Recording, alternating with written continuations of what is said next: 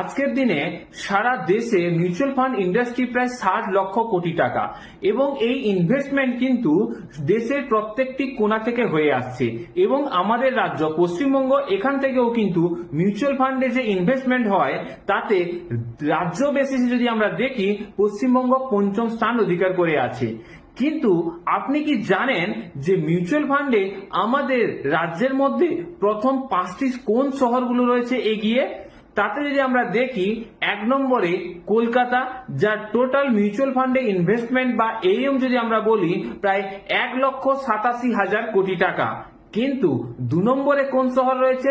2 নম্বরে রয়েছে দুর্গাপুর, যার টোটাল এএম হচ্ছে প্রায় 6,131 কোটি টাকা। 3 নম্বরে রয়েছে শিলিগুড়ি, যার টোটাল এএম হচ্ছে 4,598 কোটি টাকা। তারপরেই রয়েছে আসানসোল,